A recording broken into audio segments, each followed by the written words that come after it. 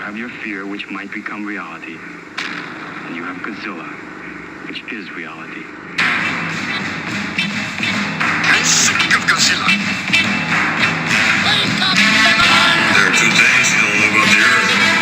One is me, and the other is Godzilla. We're safe here. No human being can understand that. The monsters on Monster Island can understand it. Whether he returns or not, or is never again seen by human eyes, the things he has taught us remain. Calling Monster Island. Monster Island. Hello, everybody. Welcome back to the show. Listen, tonight we got joining us. Anybody in the Kaiju community knows this guy. Not even just the Kaiju community, just the collecting community knows this guy. Attack Peter, man. How's it going, dude? Hey, man. Thank you so much, Jake. Appreciate it. And Jay, thank you guys for having me. I'm so stoked, man. Like, I love being able to talk about this stuff with, folks who really get it. So anytime, happy to be here. Yeah, dude. We appreciate it. I say that's the first time I've ever been told that I get something. So I thank you. I love it. We're having you back already. We're booking you, but no, it is. It truly is an honor for us. Like we try to engage as much as we can within like the greater Kaiju community and the creators and all the great minds out there. And you, my friend, are at the top of the loquacious, lauded lord of the lithograph print. I just a huge fan, and it's just cool to have you on here, man. Oh, dude, thanks, man. I appreciate it. Yeah, I'm gonna take that. I'm gonna steal that. We're gonna put that in the byline somewhere. But yeah, dude, like we were talking about just quickly before we went online. I watch all the shows and, I tune in the same way as everybody else does. Like one of my favorite things about, the post-COVID world is that, or, whatever you call this era that we're in, is that so many of us got extra comfortable, hanging out with our friends online on YouTube. And now I feel like there's always something good to check out and watch. Mm-hmm. And it feels like that vibe that I'm sure you guys nostalgically remember if unless you're lucky enough to still have it, going to the comic shop on Wednesday and hanging with your buds and catching up on what's going on this past week and what you're excited for and all that. So I love doing it. I do it as often as I can. Yeah, dude, it's awesome. I mean, that's why we started the show, kind of. It's just because me and Jay are sitting around talking about Godzilla all the time, and we're like, hey, let's just record this. It's like we just got to get out of the echo chamber and like actually meet some other people and some other opinions. And it turned out to be I'm still surprised anybody's listening to us. I just feel like it's still just me and Jay all the time. Yeah, and it's also like a launching point, like it's a fun like way to get together with people, and you kind of like assume that if you dig this and you have this in common, you'll probably have a lot of other things in common. Because it's while it's like a globally recognized IP and brand, it is a certain type of fan that gets into it at this level, and just enjoying and appreciating what's out there, what's coming out, and who's got what in their collection, all that kind of stuff. It's killer, man. Yeah, I love it. Awesome. For sure. For anybody who's listening, maybe that might not know you as well. I know we have a little bit of a weird part of an audience that is new to Kaiju and collecting, and maybe they're not sure what exactly we're talking about sometimes. Tell us a little bit about what you do, man. Yeah. So thanks, man. Yeah. So my name is Peter Santa Maria, on the internet known as Attack Peter, but you don't have to call me Attack Peter if you ever been to me. In fact, Mr. Attack Peter. I was going to say, politely request that you call me Reverend. No, I'm just kidding. Peter is just fine.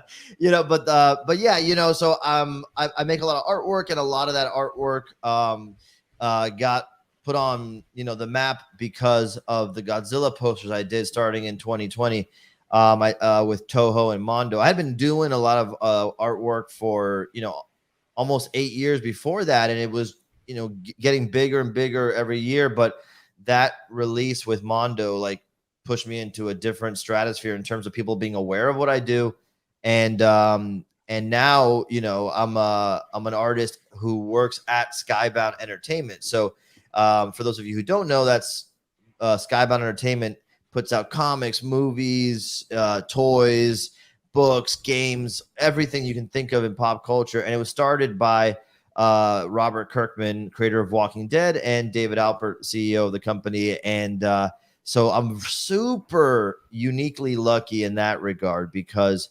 I was content to continue the climb of being an independent artist who also, I was, a teacher as my day job for 13 years. I taught all grade levels and art primarily. And so I was happy to do it, little by little. The artwork was making more and more, becoming more and more a part of my income. So I was able to transition more and more of my energy and resources to that. But when Skybound stepped in, they're like, we just want to develop Attack Peter as a brand, and help do everything that is, that would get in the way of you being creative. And then you just focus on the artwork and the creative. I mean, I really thought that it was the Matrix or some kind of like weird. Yeah, it's beyond the dream because I look around. I'll be honest with you, and Skybound knows this.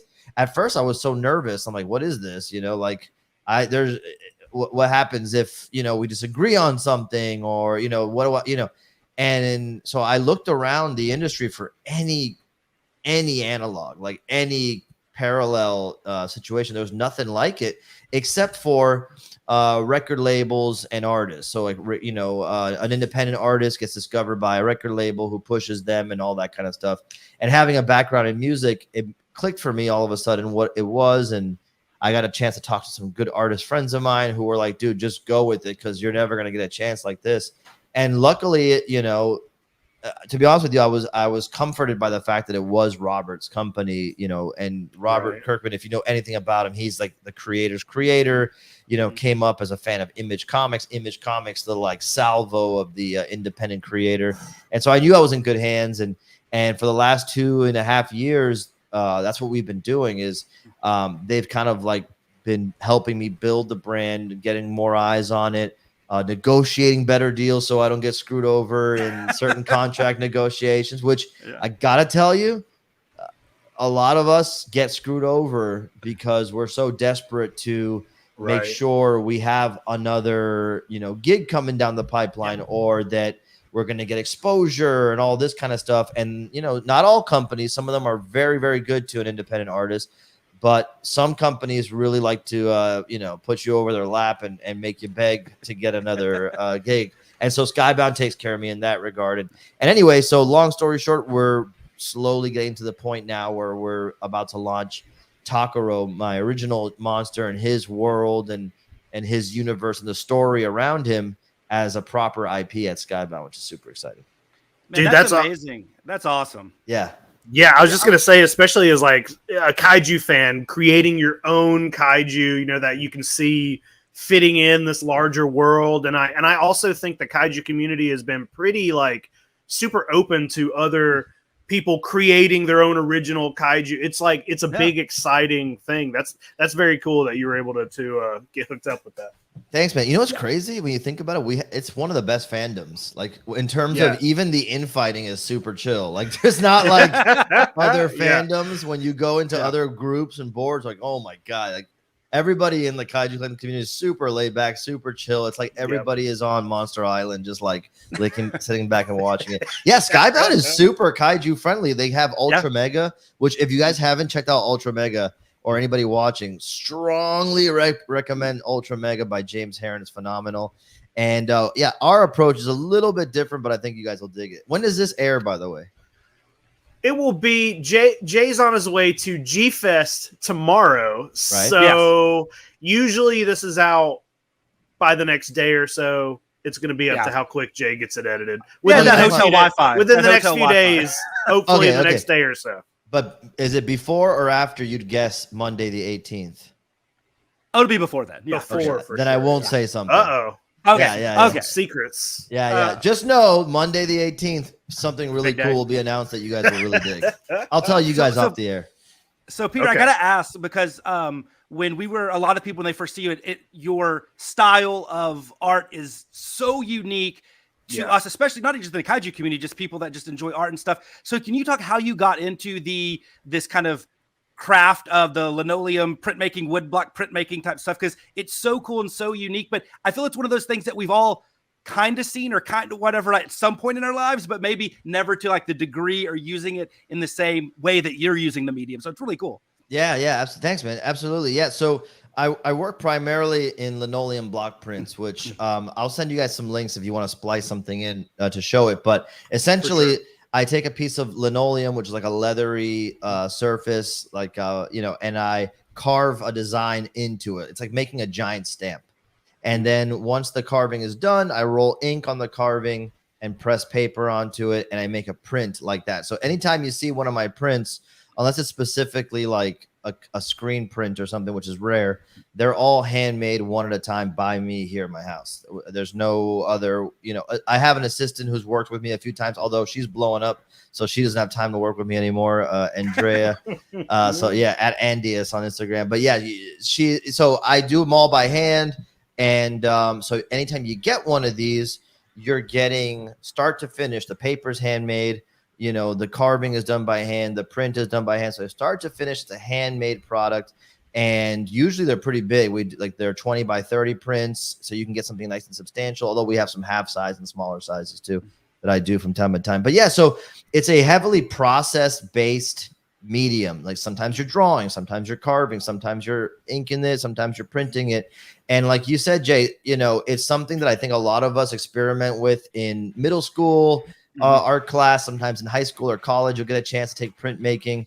And that's how I got into it, not as a student, but as a teacher when I started teaching art to young kids. Yeah. I did it like as a student, like most of us, but and in college I never took the class, but I used to always sneak into the printmaking class because it was booked every time I tried to take it. But I wasn't like any good or anything at it back then. I didn't know what I was doing.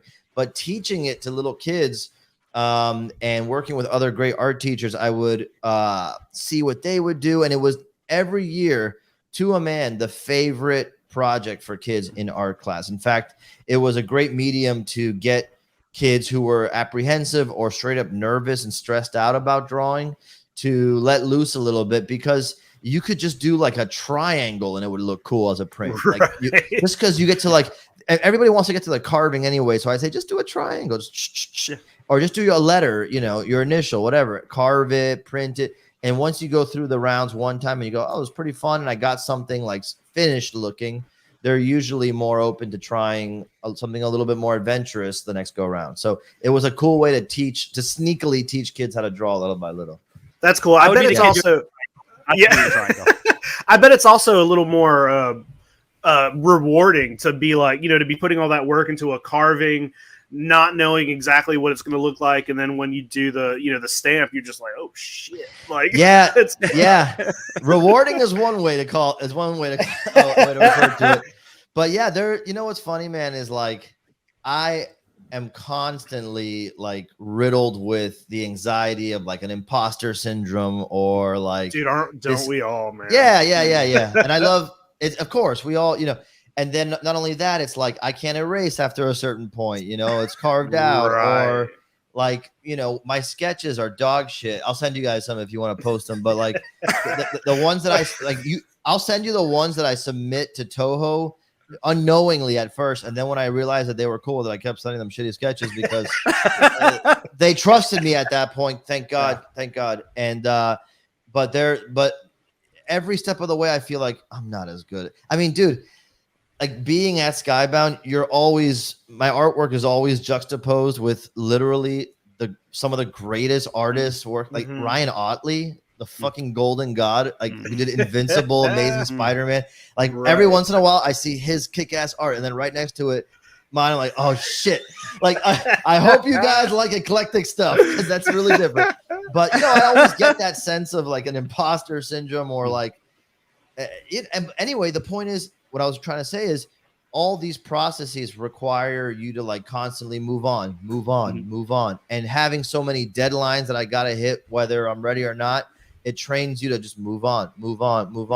And you get to a point where you realize that it's my ego that causes me to focus in when something is not perfect or not to my liking, because when I think something is kicking ass, I'm like, oh my God, this is my best piece yet. People are going to flip. I put it out and it's like crickets all the fucking day long. And if I put something out that I thought was like, oh my God, this is where I lose 30,000 followers in one day. And that's the thing that blows up. So I no longer like get stuck on that shit. I just say, I don't know what I'm doing. And I've made a living out of not knowing what I'm doing. I'm just going to not overthink it. Just keep going and see how long I can keep this going. You know what I mean? So, but I think that's the secret sauce of it all is just, let's see. That's the way to do it. Don't let it stress you out. Just I still get stressed. I just try to work right through the stress. Stress is the norm. How did you end up getting hooked up with like Mondo and Toho and all this? It's a really good story, a good lesson actually in nobody knows anything. So just do whatever you. This is my takeaway, Jacob, from being able to do this for the time I've done it is I felt like the outsider of the outsiders. You know, I live in Miami, Florida. Yeah, it's an art city, but it's not like a pop culture art city. Like we have a con now and it's really cool, Florida Super Con, but it was a while where we didn't. Like bands don't even come here on tour rarely because it's so far away. It's not worth the gas. And so it's like a desert of pop culture. And I would always feel like an outsider, like, man, how am I ever going to crack this code, man? How am I ever going to get in there?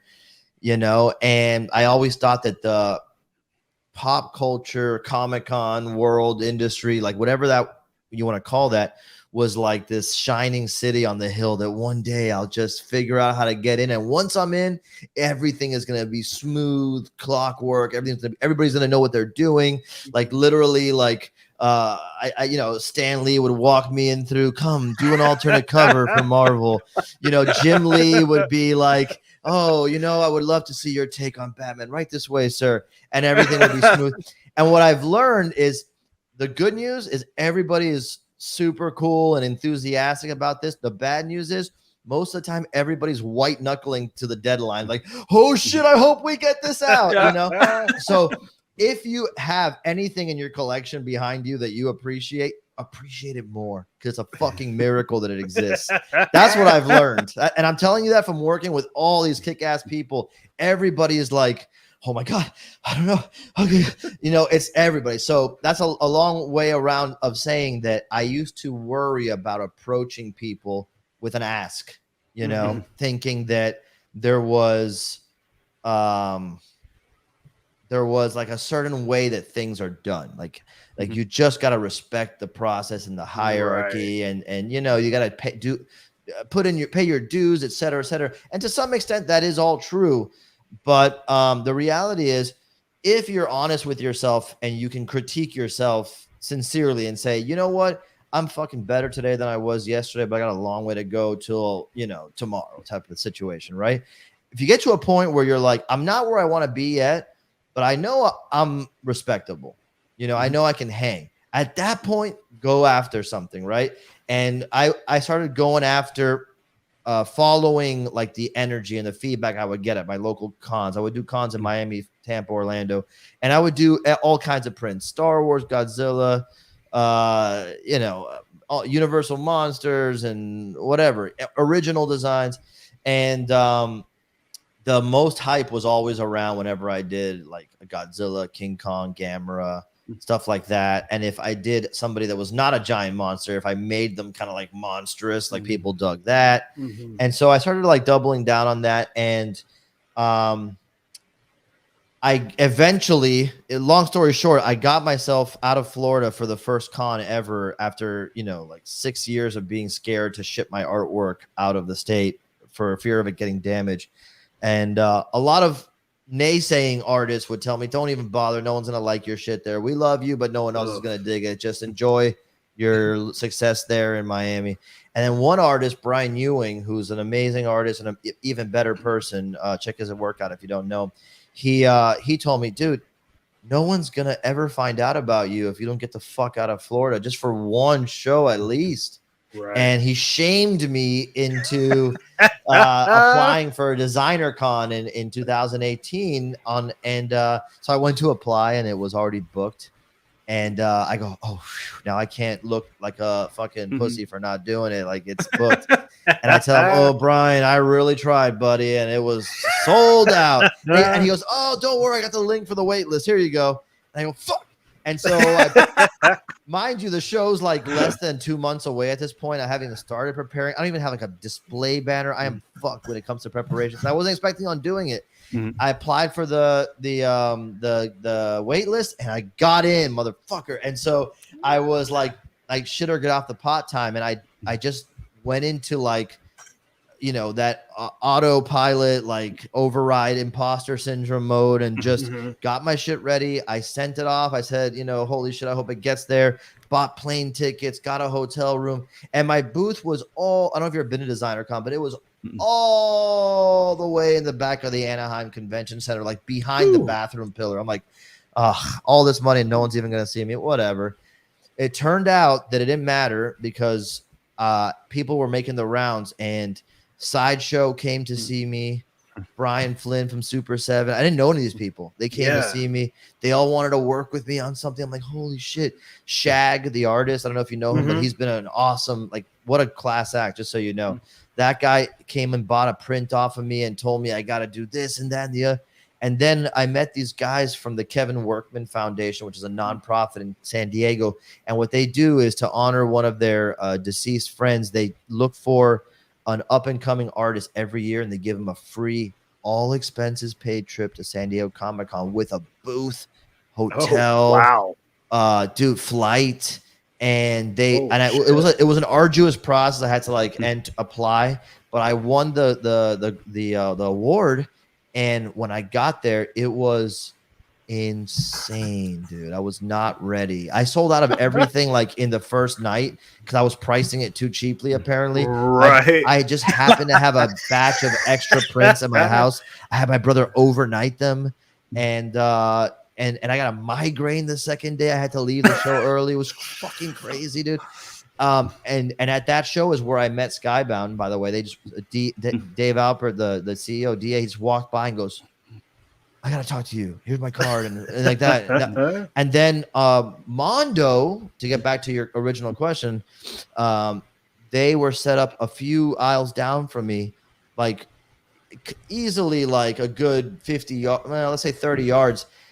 But their line wrapped around and created a fortress around my booth of people that nobody even knew I was there. I'm like, what the fuck? Now, I go, Mondo, you fucks. And so what I did, I'll pause the story for a second to take you back in time for a minute. When I was starting to get some traction before all of this, I noticed that I would always look on my Instagram to see who followed me. Like if you followed me, if you were a random person, I would still see who you were. Yeah. Because you never know. Like sometimes you get someone to follow you, then like it might be a conversation that you can start, and now they started following you, so it's their fault. Now they're gonna get a conversation. And so one of the guys that followed me was a guy named Matt Hardiman, who worked at Mondo at the time. Hey, I know him. I know him personally because he used to live in my town. I know Matt. That's insane. Wow. Matt is almost single-handedly responsible for me getting the boost. Yes, dude. And so he followed me. I said, dude, love Mondo. He goes, oh, I love your work. I'll tell you what. I will send you a shit ton of free prints as long as you take another shit ton and take them to the offices and leave them in the break room. And that's how it started, right? So then that was a few months before Comic-Con. I get to Comic-Con, the line, I got to dismantle this line. And I go to the Mondo booth and I go introduce myself, and they go, oh, you're here? We're coming to your booth. They come over, Mitch and Rob Jones and Eric and the whole gang. And they were just so freaking nice. And that whole week, everybody was coming to hand me a business card, and they're going, oh, we got to work with you on something. We got to work with you something. But I was already kind of like doing well at that point, getting some good gigs. I did a Super 7 sideshow. All and so now I'm like, I want to do a Godzilla print. Do you have the Toho license? And people will be like, nah, we don't. Nobody has a Toho license. Are you kidding me? That shit's impossible. Right. And I go, and the next person would come up, hey, we're here with such and such. We'd love to make a fucking coffee mug with your, And I'm like, oh, cool. Do you have the Toho license? Like, nah, nobody has that, kid. Calm down. Get the fuck back to Miami, you piece of shit. And so finally, when Mondo comes over, they go, you want to do something? I'm like, well, I'm trying to do something with somebody who has a Toho license. Like, do you guys know anybody who has a Toho license? At this point, I didn't even assume they would have it. Go, do you know anybody who has a Toho license? And Rob Jones, like in a movie, he looks at me. He's like 7,000 feet tall. And I'm like 2 inches tall compared to him. So he looks down at me and he goes, puts his glasses down. He goes, oh, we have the Toho license. It was like out of a movie, and I'm like, oh shit, you know, it was like a Bill and Ted moment. So That's that was amazing, dude. all those things had to happen. Is the reason for that long ass story. All those things had to happen to get to a place where, you know, the irresistible force and the immovable object can come together, and we like were able to do it, you know, and it was just off to the races after that. They've been so good to me. That's such a crazy. But awesome you have to story, ask. dude. That's the moral of the That's story. such Ask an awesome- everyone. Yeah. Ask everyone. That's So amazing. I was curious, you know, that you're, you know, when we think of Kaiju and Mondo, we think of two people. We think of you and friend of the podcast, Mr. Tom Whalen. So I got to ask you, who has more Kaiju cred, you or Tom Whalen? Well, I'll put it to you this way. Tom Whalen is an adult. He's an actual adult. He's a professional and a gentleman. So He's an amazing guy. if you just say who has more credibility in any regard, it's that guy. You kidding me? Like, he can get through a whole sentence without cursing. And you should see his. I'll tell you a funny thing. When I'm on some email chains where every once in a while we're submitting sketches, and like I told you, mine are just like somebody had a seizure on the page. It's like the sketches are so bad. But Tom Whalen's sketches, you could just print them. I swear, it's like he's trying to, like, you know, it's like a show off. I'm What like, are you Tom, doing? take calm it easy. down, making the rest of us look bad. Exactly. Hey, Boy Scout, settle down. But he's Tom Whalen is a professional, man, and I think like the great thing about his work is you could use him anywhere. In fact, like anybody, like he's everywhere. Like you don't even know it. Sometimes I'm like, I go to Target, and I'm like, oh, what are these kick-ass fucking figure packages? Oh my god, Tom Whalen designed these. You're never gonna see my work on a package at Target. They're gonna avert the kids' eyes. Hey, never say never. Yeah, never say never. No, the reason I asked is because Tom helped us out last week on we did a little thing where we had two monsters battling out, and we had these experts pick one, and he was like, oh, I'm not comfortable with the camera, and he just like cracks everybody up, makes these jokes, and he just shows these sketches that he did like probably 2 minutes before, and they're perfect. Perfect. I bring it up because that's what I love about Mondo is, I mean, these awesome kaiju artists, very different, very cool, and that's why I'm glad somebody like you landed at Mondo, where they could utilize all of your talents and your unique approach to not only art but kaiju as kind of a channel, not only in your prints but also with the statue and everything. Dude. And so we're lucky that you got lucky and landed with them, because we get to benefit from it. Yeah, you know, we get this cool stuff. Yeah, they are like the great thing about them is they're fans first too, man. It's like there's no what's the word I'm looking for here? There's no BS with them. I'm looking for a better word. Ask Tom Whalen; he has a better vocabulary. But there's no pretense to them. You know, like they are what they are, and they're fans first, and they are always looking for that new kick-ass thing that would excite you, because they feel like if it excites them, it'll probably excite you, because they think of themselves as what they are, a bunch of cool people who have good taste. And the fun thing with Tom and I is, like you said, we are almost exact opposites in every aspect of our approach, but we get along, you know, fantastically. And sometimes we send each other stuff that we're working on, like, hey, what are you working on for the next? Because they like to pair us together when they release prints. And I go, and like, Tom, what are you working on for the next thing? And he's like, oh, just some scribble scrabble, fucking perfect, like, you know, Violante. And he's like, oh, what are you working on? And I'm literally like a post-it note that's like all crumbled. But the funny thing is, I think he gets a kick out of my stuff too because of that. Like, I love his stuff because it's something my brain doesn't work that way, and I think vice versa. And yes, I think the dream for me would be to have like a Godzilla art show where it's like Tom on one side of the room and me on the other side of the room, like one day I would love to design a layout for him and have him design one for me, and like that'd be cool. There's a lot of like good yin and yang vibes with him and I, so love that guy. Attack Peter versus Tom Whalen. I mean, I can see right now the exhibit. Yes, I'll be there. We can make that happen. There's something about your artwork translated so well to that statue. Like, it's so incredibly. I know Jay's got it right beside him. That's But right. Yeah. I don't have the base. The base is down here, but yeah. I don't use the base either. I don't use the base. Look at that. dude, it just Oh my it God. translated to that figure beautifully. Well, you know, that's a testament. A couple of things here, because I'll tell you straight up. The first Attack Peter 3D that was ever supposed to come out was a Batman from DC Direct right before the pandemic.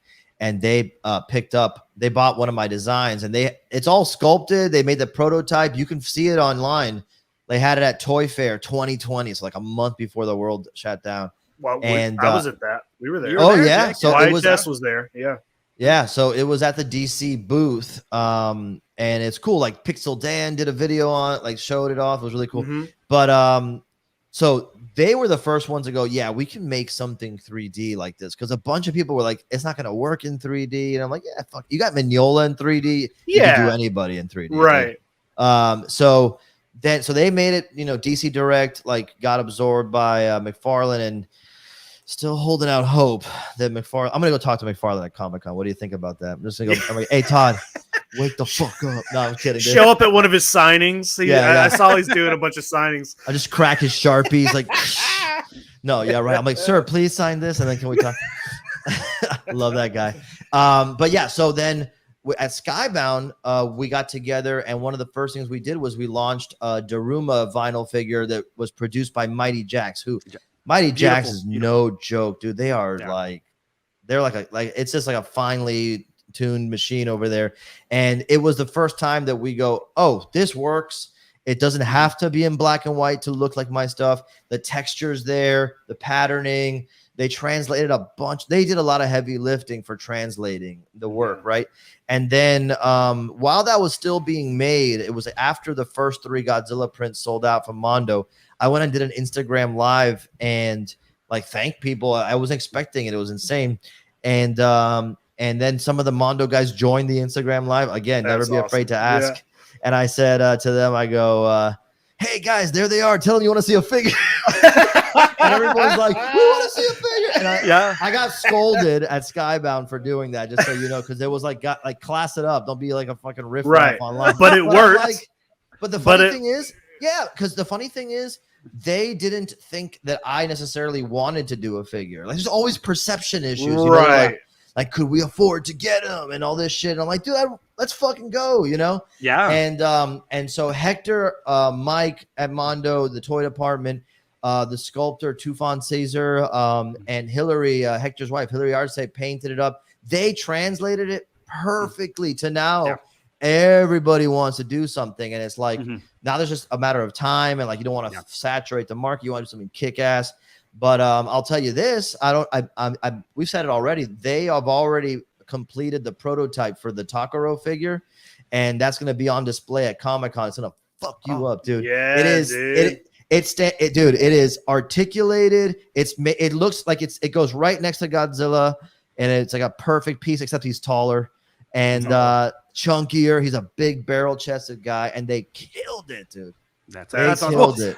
I didn't think it would, honestly. I remember the Mighty Jax Daruma is so cool, and I didn't think your art could translate better than that. I thought that was like, okay, you just knocked it out of the park on the first try, right? And then this guy came out, and then it's like, so I'm really excited for all the new 3D Attack Peter stuff that's coming out, almost too, more than your prints, if I'm allowed to say that. Yeah, well, honestly, like I've always wanted to be in the toy industry to some degree. Like I feel like I backed my way into it because I don't have the ZBrush skills, and I don't want to I'm like I said, I want to just throw out an idea, right? And so like I when I designed Takaro originally, it was on a plane trip to DesignerCon 2019.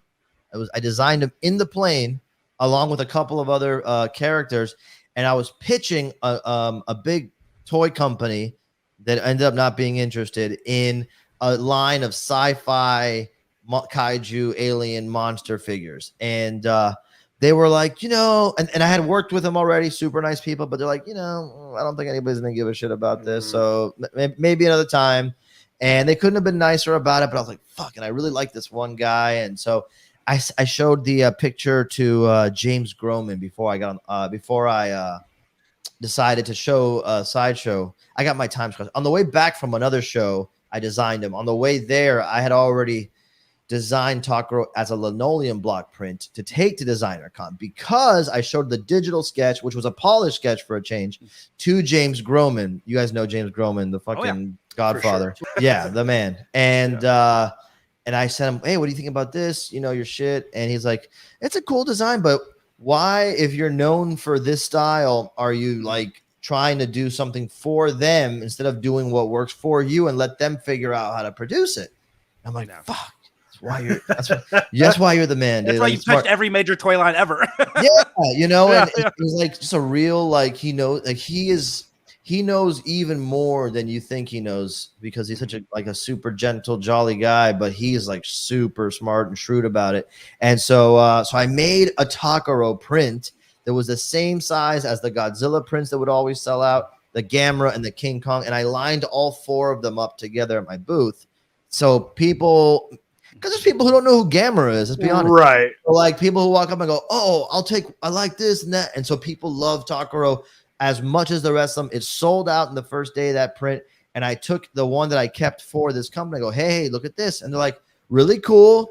Not for us, but good luck with that. And I'm like, But then Skybound showed up and they're like, we want that, and we want to do stuff with it. And so it just took a couple of years to get like everything figured out and launch at the right time and build up a fan base, because now there's people who have Takaro tattoos, which is fucking crazy. That's insane. There's not even like a story available to the public yet. Like all we know about Takaro is what I've created with people on YouTube live. Like I design stuff live with our friends on YouTube, on the chat.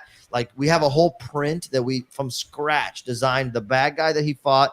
Then the next week we got together, we designed the layout, and the next week I revealed the print based on their suggestions.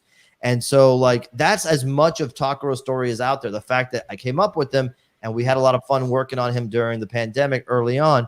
Now we're going to launch the official story and book. So I think the time is right for it. And when I tell you what I'll tell you off camera, it'll be an exciting thing. It's not Takaro movie coming out this summer. Everybody calm down. But it's a really cool thing. It's a really cool thing. Very cool. Well, I mean, that's the best time to jump into this Kickstarter, man. So I'm excited. Tell us what you haven't told us about it. Well, so I'll tell you this. So I'm going to Comic-Con next week, and we're launching. See you there. Yeah, Jake will be there. Yeah. Yep. I'll be mostly at the Mondo. I'm not gonna have my own booth. It's just floating around. That way I don't have to do it. I don't have to set up anything. I don't have to tear down anything. Just show up, the way to do it. Make a mess, and walk away. And but I'll be at the Mondo booth primarily, and then I'll do a signing at Eric Powell's booth, the Goon booth, I guess, on Saturday. But there's also a panel we're doing, the Toho panel on Thursday, which is crazy. Yep. I got invited to a panel at Comic-Con. Gonna try to hit that. I've never been to a Comic-Con, so I don't know how hard it is to be getting into that one. You'll be fine getting into. It's not Hall H. Yeah. It's not right. Hall H. But I wasn't sure, but I'll be there if I can. Congratulations if you've never been to Comic-Con. You're about to have a fucking blast, dude. Just walking into that hall is worth the price alone. Just walking in. Dude, well, we got press passes in 2020. So, and then it got canceled 2 years in a row. You have press passes now?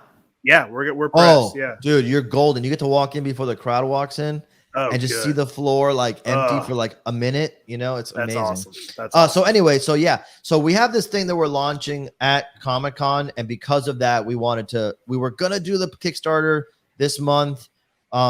Actually launched it the same week as Comic-Con, which ended up being too fucking much, and so we're pushing it to August, but the Kickstarter is going to be for the book, Takaro's, origin book. And it's going to cover, who he is, where he's from, like what the significance of his species is, what's going on his home planet that's called Baron Kai. It's named Baron Kai.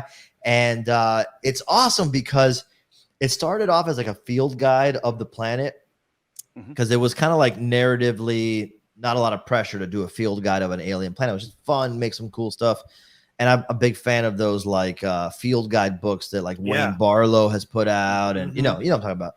And like the Brian Froud fairy stuff. And so I wanted to do something like that. That'd be super fun. But little by little, as we were doing, I'm like, I think there's a little story here that we can at least set up in a really cool way and give some people something to chew on in this book. And so we wrote it. It's awesome. I'm super stoked on it, and it's way better than I thought it was going to possible being. I'm writing it with my lifelong best friend Jared Rosello, who's a comics artist and writer himself. He did a couple of books for IDW called Red Panda and Moon Bear, super successful stuff. And so we're super excited about it.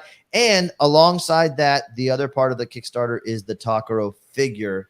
And boy, oh boy, do they hit it out of the park, dude. I can't believe it. I can't wait to see that thing, man. Yeah. It's just, I'll tell you this. It looks like, in the same way that Godzilla figure looks like it came off the 2D like print, like it almost doesn't make sense.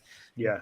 Double for this, because this is like, because Takaro's only ever existed in my prints. Like, it's like, you know what I mean? Like, it's different. Like, you see Godzilla all the time. It's like, that's a version of Godzilla off the page. Yes. This is the only Takaro. So it's like, and it was designed to sit amongst your Marusan and your Marmots and your vinyl boys. And I think he holds his own, and he's got a great silhouette, and that's awesome. Super stoked. Yeah, man. That's I was just gonna say, so we have a lot of like exciting tiers planned for it. We're gonna have the book, we're gonna have the figure. I think I don't want to speak out of turn yet, but for the first time, we might have some like opportunities for people to get carvings like that I've made in the past. Like, cool. People hit me up all the time, like, how can I buy one of the carvings? They're like, oh, we don't sell them. But for the first time, we might be able to allow some people to do that. So a lot of fun in that regard. Yeah. That sounds awesome, dude. I'm excited to see, a figure, you're talking like, people already love it. Like you said, they get tattoos. Jake, I don't know if you've done any tattoos like that yet. Not yet. I hope. You need to add that to your. I mean, you are an award-winning tattoo artist, so I mean, I think yeah.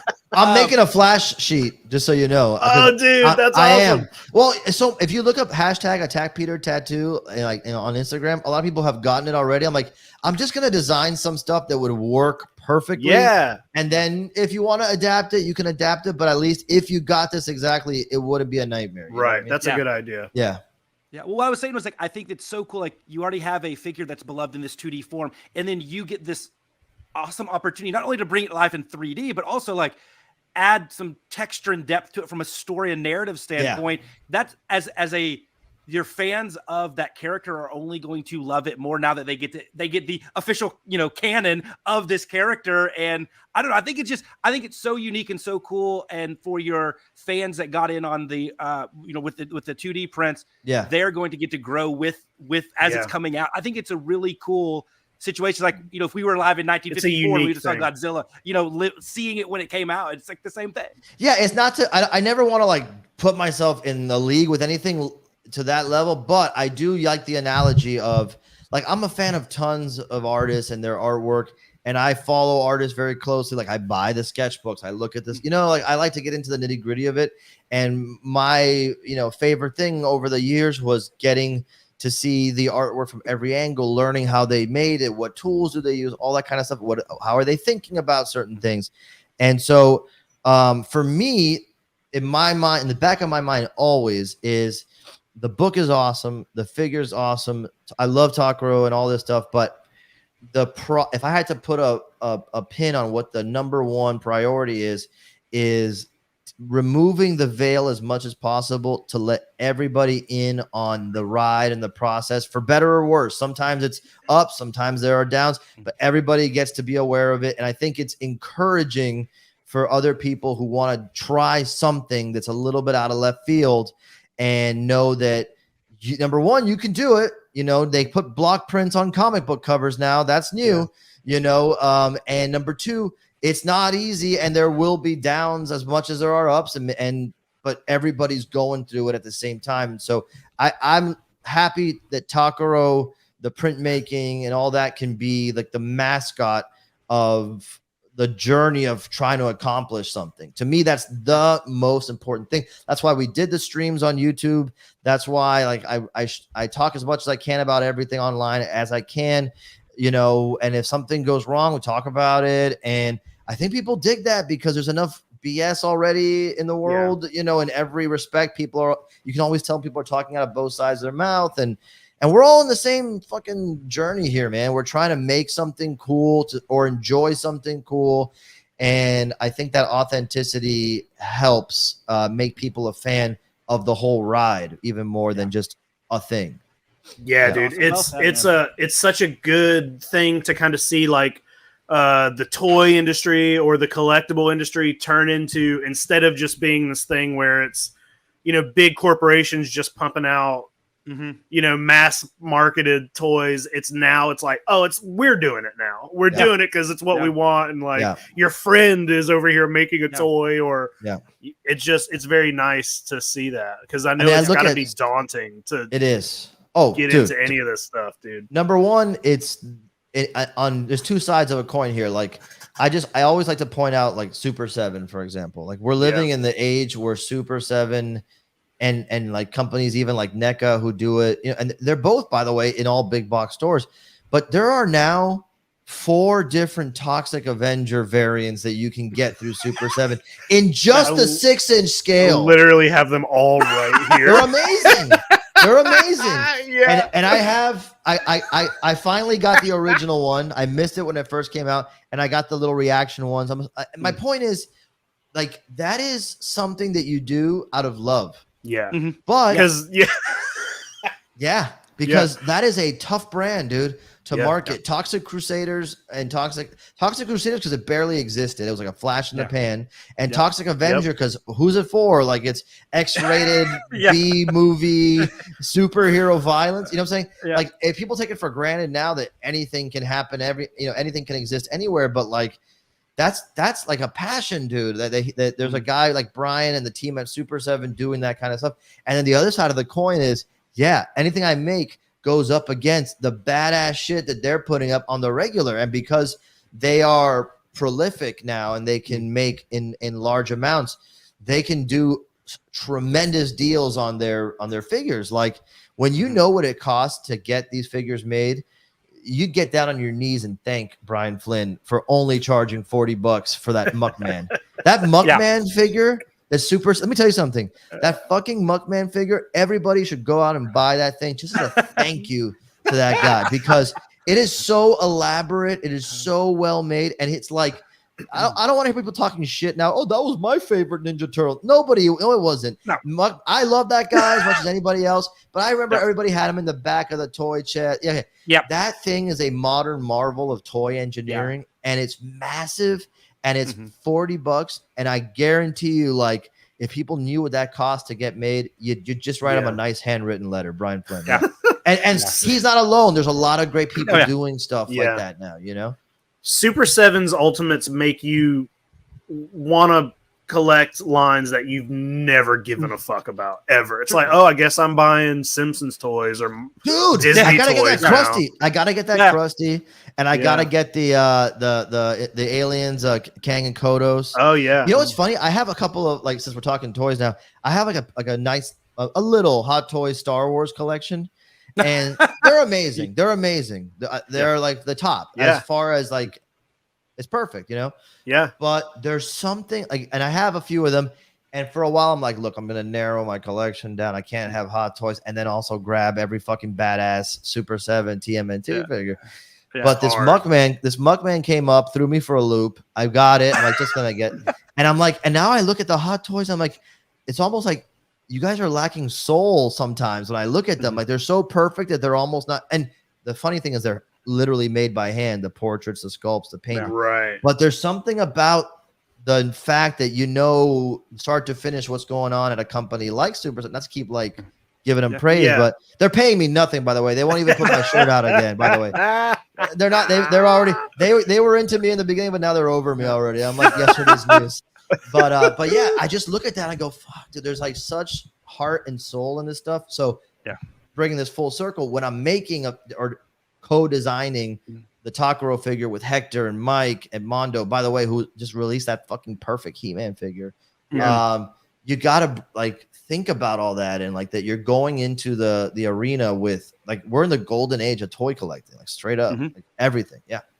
Well, because not only have that, you still have Marasan and Eiji Kamanaga releasing things every 2 seconds. As somebody that has 32 and Marasan 89 Biogojis right here, like, I get it, and it's amazing. You're right, because now you have Hot Toys X-Plus. You have that. You still have your mass-produced stuff, kind of the, you know, in the middle ground, and then you have the Super 7s, the NECAs, and then you have even below that, the super indie designer toys and such, you know, the smaller artists out there that are doing excellent stuff. And speaking of Mondo, love that they picked up Rocom toys for their Jet Jaguar. Dude, stuff. yeah. So good. I mean, Jake and I are big Death Jaguar fans. So cool. And like, it is the golden age because it really is. They're gonna bury us in this stuff, you guys. We're gonna like we're all gonna be. I mean, do you ever think about that? Like, let's say like how I'm like 39. I assume you guys are right around there. You know, Yeah, 40. I got a year on you, man. So like, think about it. Like, we got like, if we're lucky, we got another 50 good years.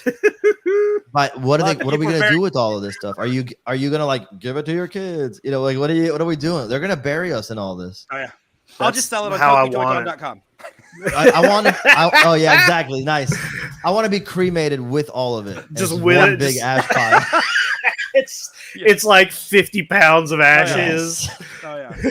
Are you gonna design your own coffin if we're gonna get that dark? I mean, Yeah, 100%. And if the market will support it, I will design it. Yes, on my Kiss. I love it. That's awesome. I love it, dude. All right, so the Kickstarter you said is going to start next month. Do we have a date? We're gonna on do it in that, August. or? We haven't solidified the date because we're the way it works is like there's so many little pieces. Like we're like designing the cover for the book right now, and like we have one of the greatest editors like in the biz. Like, this is how nerdy I am and how lucky I am that I get to be at Skybound. Like, I was reading Invincible when I used to work at a comic book store, and it made me cancel all my superhero subscriptions. I'm like, there's no point. Like, I don't need any more Marvel, any more DC. This is a perfect superhero book. That's like 20 years ago.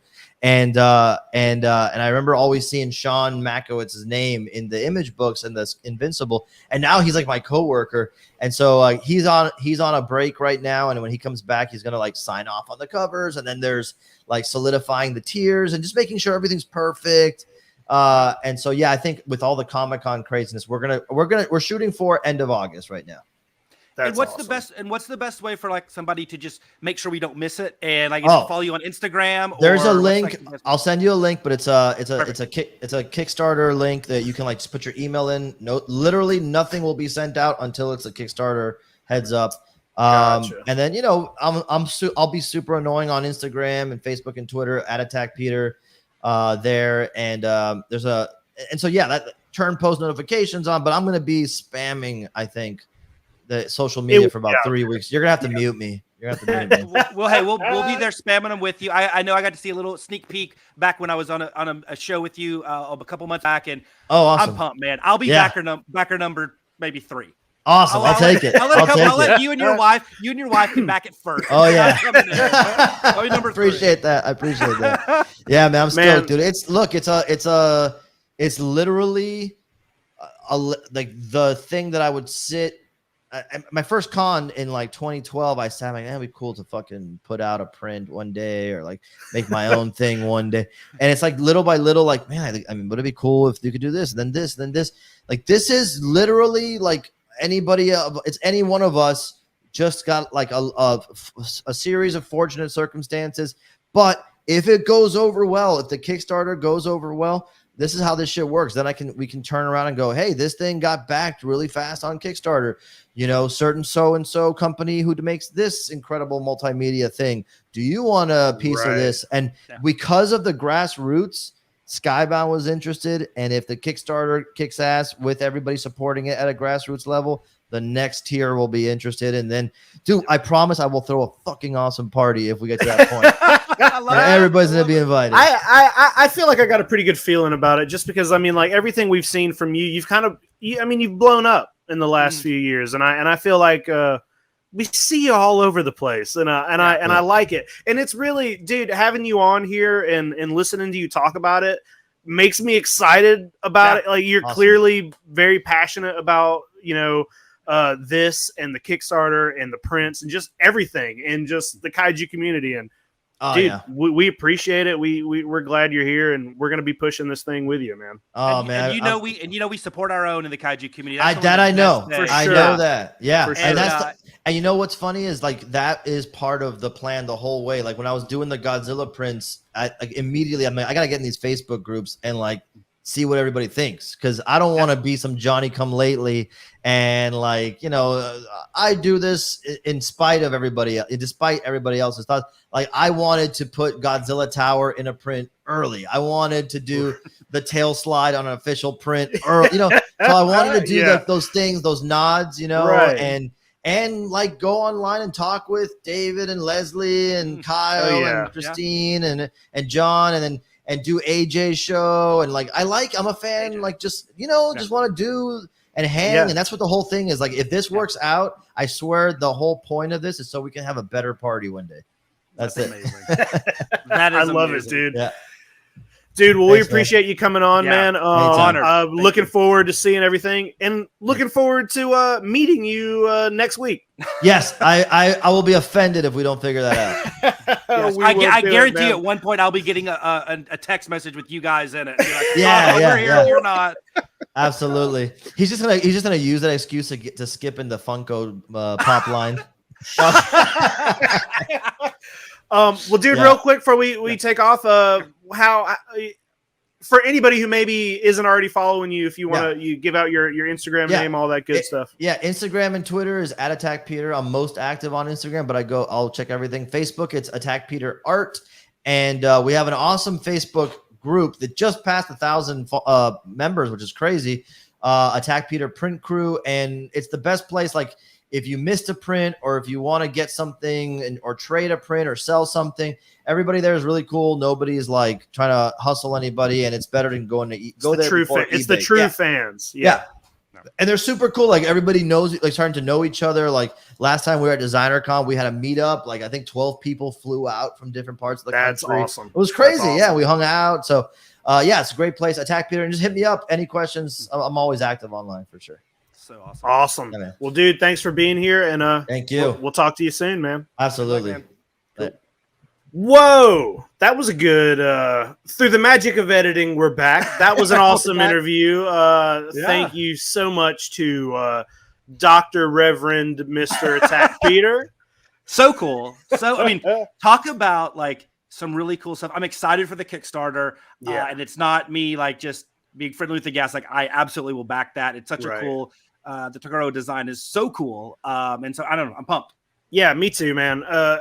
Everything that guy's been doing has just been top notch, and I'm excited to see more and more of it. So yeah, and I think he's a great inspiration for other creators out there. Yeah, I mean, it's always good to have somebody to to say that they did it. They started from a similar place that I'm starting in my whatever your right. You never know. You never know. Don't be afraid to ask. Yeah, people need to hear that kind of stuff. It's cool, dude. Very cool. I'm happy for him.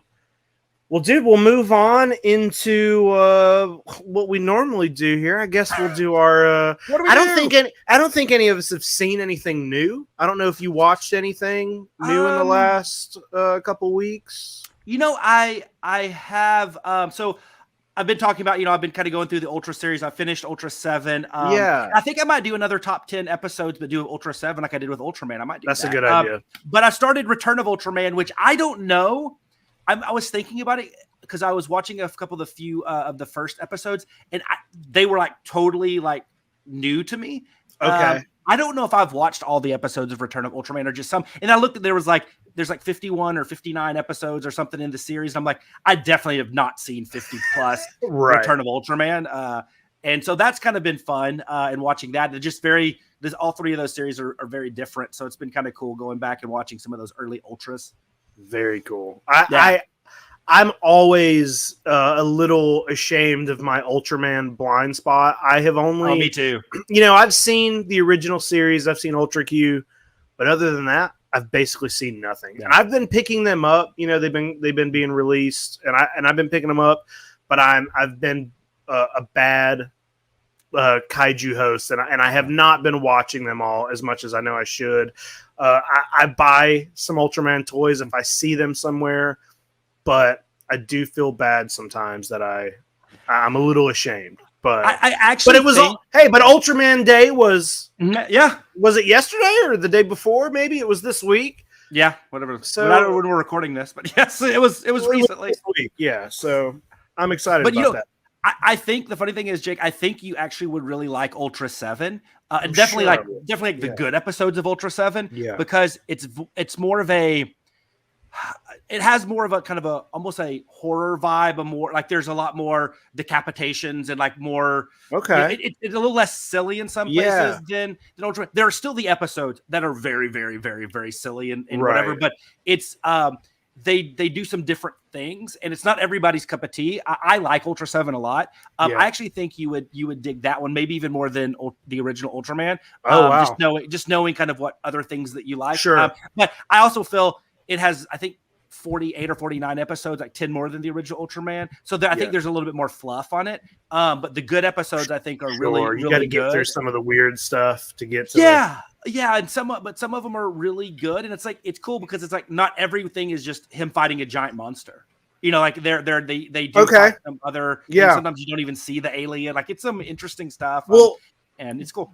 Did you see? I know we're not doing a whole bunch of news today, but did you see that photo that came out of the? There's a Netflix Ultraman film coming out, animated. Yes, and they released like one still of it, and it is very, very stylized. I'm not sure if it's 2D animation or if it's 3D, but if it's 3D, it looks like 2D animation. Okay. Looks really cool. I'm excited about it.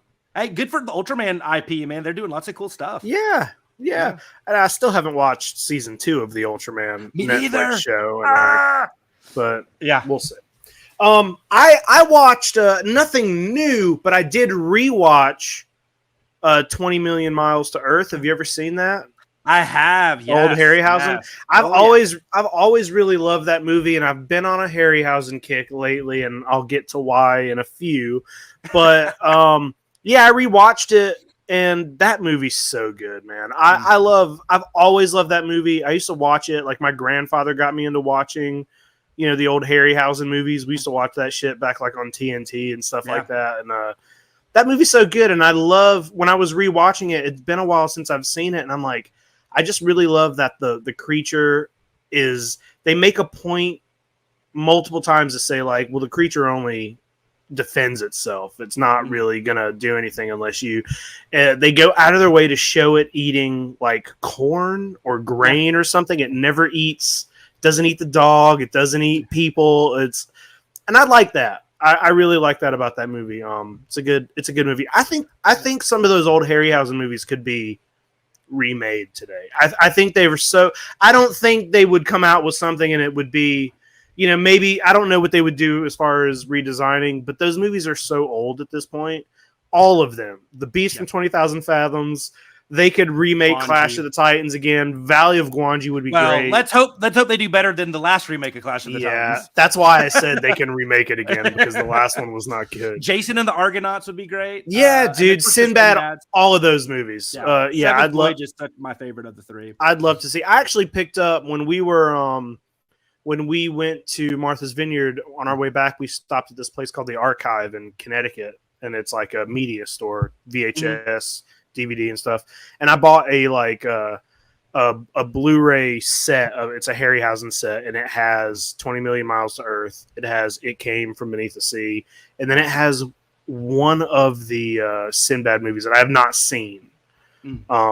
So yeah, I picked that set up. It's got commentaries on it, colorized versions, black and white versions. So yeah. I feel there's that pocket of Harryhausen, like none of the movies are bad. Like, I mean, like the one, like if you think of the Sinbad's, Jason, like his big Greek mythology set there with Clash and Jason and the Argonauts, and then you throw in kind of the Valley of Gwangi, 20 Million Miles, It Came from Beneath the Sea, like all that stuff. Like they're all amazing. Like it just nails them all. Like and I mean, it's amazing. The stories on them are all really good and unique. But even if you take that out of it. There's just some real charm to watching those effects, the stop motion effects. In 20 Million Miles, it has that scene where he fights an elephant.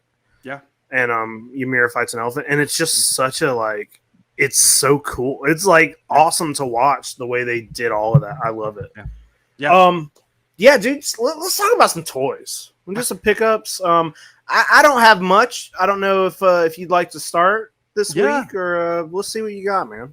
Well, yeah, and I would definitely want to end on your. I almost said pre-order. I guess not order, but one of the orders that you made. Sure, ties it all back in. But yeah, exactly. Yeah, so I got 2 pickups, but they're big. Okay. One in size, the other one in oomph, for lack of a better term. But and the other one, I guess I got 3 because one we both got. But I'll let you show it off. Yeah, because that's the only one I got is the one we both got. Yeah, which is awesome. So I'll do the one that is from a different line than that one, and that is so. When we did our top 10 wish list, I didn't put this on there because I already have one variant of it. And to be honest with you, I just didn't think I was going to come across another one. This is such a flex, dude. You're flexing so hard right now. Know. I already got one. So I have a yellow variant, and I love it. It is. I honestly think it is.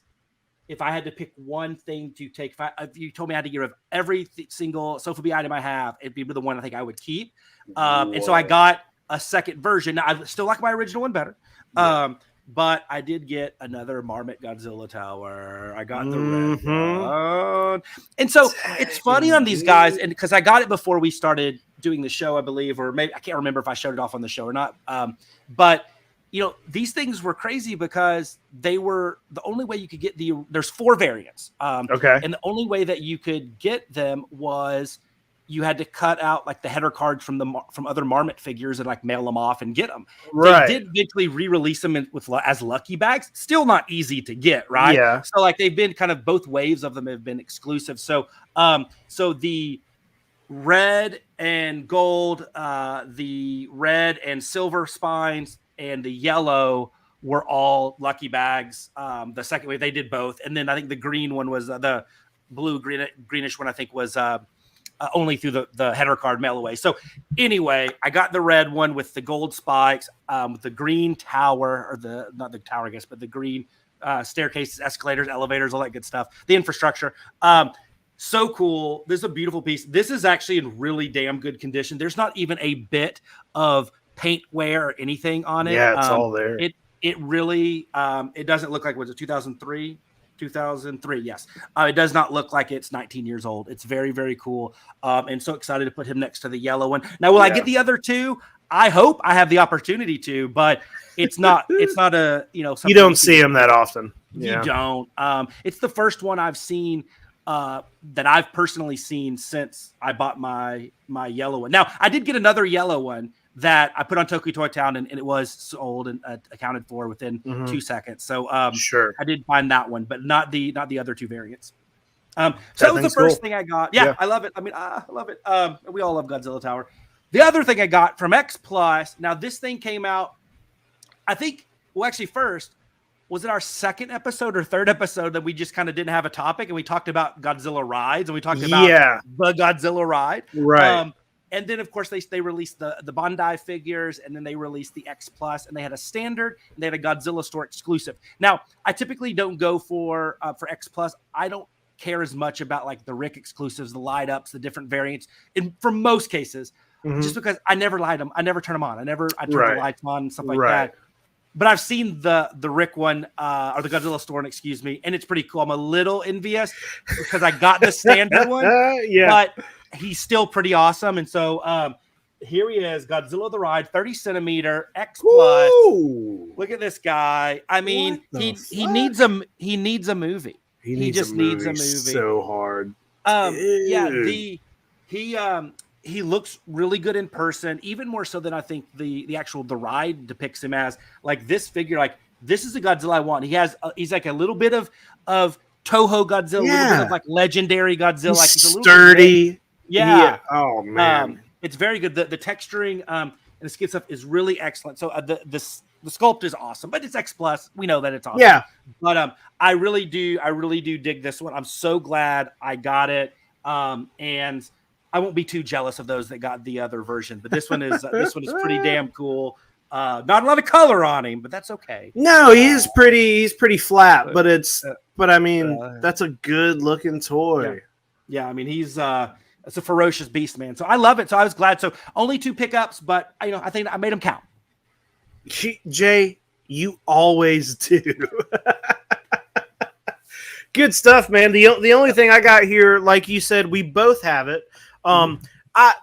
So when yours came in before I did, And the funniest thing was you showed it to me, and I had 100% could not remember if I even bought this thing.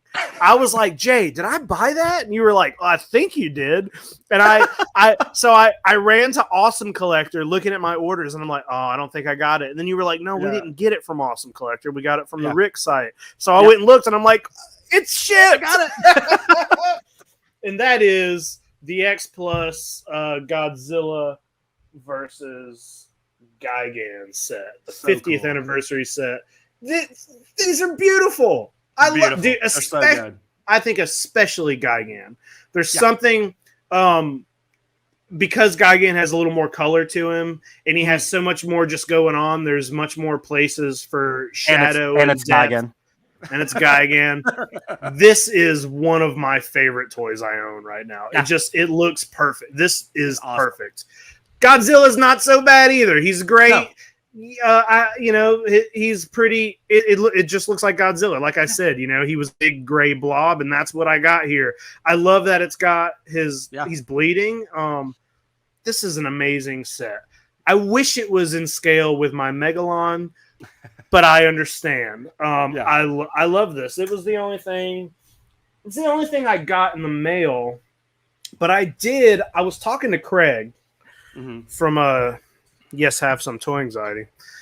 And he was telling me how he ordered a couple Hot Toys. And he was like, yeah, well, I put them on a firm, which is, it's a firm is like a third party dealer that Sideshow will work with for payment plans. And this is what got me, is that he told me, so there's anytime you do a payment plan on a site or something, or Klarna or whatever, they're usually, they don't ship that toy until it's paid off. So if you put something on a payment plan, it's on a payment plan for 6 months, you don't get a toy for 6 months. Well, Craig was like, no, dude, with a firm, it's a credit card basically. So they pay for it right up front and they ship it. So I was like, I'm buying a toy tonight. And I got on Sideshow, and I, just like we were just talking about Harryhausen, man, Harryhausen's been in my mind lately. And I was really bummed out because, I was trying to not buy too many toys because I had a lot of trips in a row. And I was like, you know what? And you're not done yet. And I'm not done, but I'm to the point where I was like, I'm going to buy a toy. I'm going to buy a nice toy. And I've been eyeing that Gwangi figure. X-Plus put out the Valley of Gwangi, and I hadn't bought it because, I'm just like, I got too much stuff coming up. So I'm online. I go to Awesome Collector to buy it, and what do you know? Sold out. I've been staring at it for I feel like months, and it's sold out. So then I went to Sideshow. Sold out over there as well, but they had it where you can get on a wait list for it, which I've never done that with a toy before. But I did. I was like, let me join this wait list. Hopefully somebody doesn't want it, and I'll get one. But I was like, I gotta buy a toy now. Craig told me about this payment plan. I'm like hard into this Harryhausen stuff. So I'm looking at the Ymir figure. I'm looking at the Rhedosaurus. I was like, God, I really want these two. But then I see the Kraken. Sideshow has the Kraken in stock. It's a huge toy, and I'm like, you know what? It's very expensive, but it's in stock right now. This might not be in stock forever. It's a big toy. So I fucking bought it, dude. I bought it, put it on a firm. It will reach me before I even make one payment on it. So awesome. It's shipped. I think it's going to be here either tomorrow or Friday. It should make it to me. And I'm just excited to see it. But I'm also like, it's going to fuck me up, Jay. Yeah. I'm going to see it. It's going to be so amazing that I'm probably immediately going to go buy two more. I honestly, I've talked about it on the show. Like this is the gate that I've been able to keep closed so the flood doesn't come in and destroy me, because it is. I think you're right, because you can't just have one Harryhausen. And did you get the deluxe, the one with Andromeda and stuff? Of course I did. Okay. It's like a $50 difference. I was like, well, I can't. Well, because not only does it have Andromeda, but it has like a base of some water to kind of go around the bottom of the Kraken. And I was like, well, you have to get that. You have to have that. Yeah. I'm just worried. I'm worried that I honestly like when you told me that you got it, I was like, shit, I got it.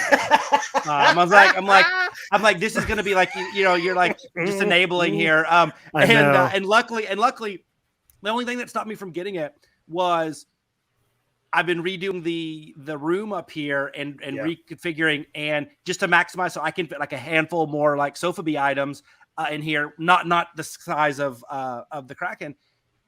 And I'm having trouble doing that with like the most efficient. Even got rid of a couple things like big like vintage movie posters and stuff that I went ahead and moved into a closet. Like I don't have room for it, so that's the one thing I think that's saving me. But like I don't really want that. Yeah, dude, I know you don't either. But I don't either. Hey, all right, dude. They just announced the Medusa. Yeah, 30 centimeters. It's amazing. I think I can honestly see myself getting that Medusa next. Yeah. But I still my heart lies in the Valley of Guanji, so I do hope that one pops up. If not, we're gonna be having a late night with Toku Toy Town looking for it on a site once they come out. Oh, do I have to do? Am I gonna have to do a Harryhausen store next? Oh my gosh. There's too many, man. There's a lot. Yeah, I think just my gut. Just like we were talking about our gut, that like we know the Attack Peter Kickstarter is gonna fund, like no problem. Sure. I do think the Medusa, because it's been talked about so much, and there's people that are so like I don't know, just giddy over it. Yeah, I do think you got to jump on that one when it goes live, because probably it's going to be a quicker.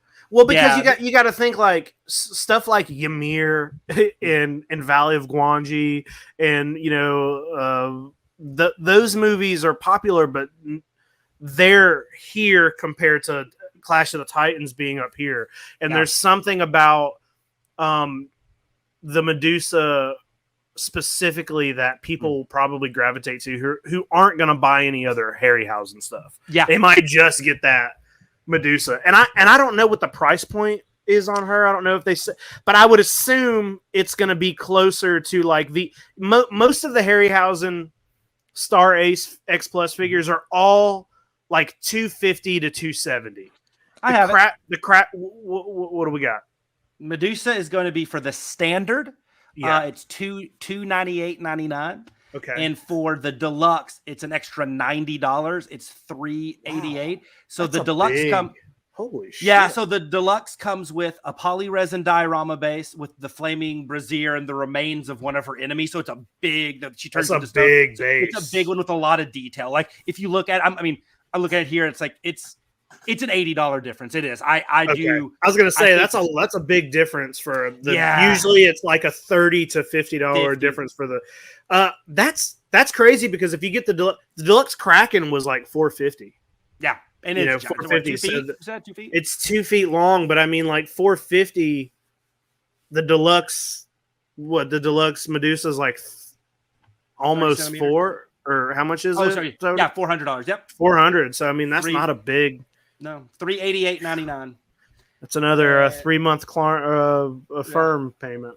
Release date is supposed to be in Q4 of this year. I'm looking at some of these the photos they did for it, the Photoshop. The photo shoot they did.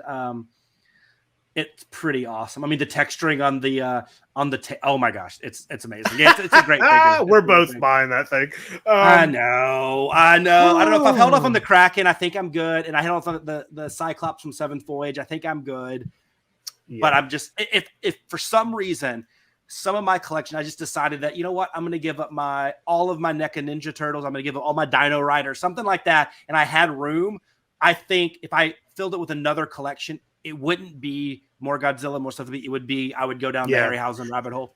Well, I really wanted to, something that I put in my brain in this last year is that I've been into a couple toy shows and I see that old Kraken figure, the old series. Yeah.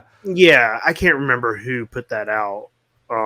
But there was a Clash of the Titans toy line, and it's a very, very small toy line. It's like 4 figures and a Kraken and I think a Pegasus. Yeah. And I'd been looking at them online, and I'm like, you know what? They're a little hard to come by, but they're not super expensive. I was like, maybe I'm going to put this toy line together. But then the Kraken itself is like a $1,200 to $1,400 figure, just the Kraken. So I was like, whoa, I'm never going to buy that. So what's the next best thing? Is Mattel. Okay, I knew it was one of the main. But, the next best thing is X-Plus. They're better, so. Oh, yeah, that Mattel one is so goofy looking. It's amazing. Like, don't get me wrong. It's amazing. It's so I can't believe how expensive it is, though. Yeah. There was one, somebody had one at that toy show we went to back in March, and I asked him, I was like, hey, man, how much you got on that Kraken? I saw it was sitting there all weekend long, up on a top shelf, looked in pretty good condition. And that was before I'd done any research, so I didn't know what it was worth. And he was like, "Well, just because I don't really want to get rid of it, it's $1,500." And I was like, "Is that close to what these go for? Because that's a lot." I thought he was going to be like $300, in which case I might have bought it, But well, I mean, dude. you did get your Cloverfield, so I mean,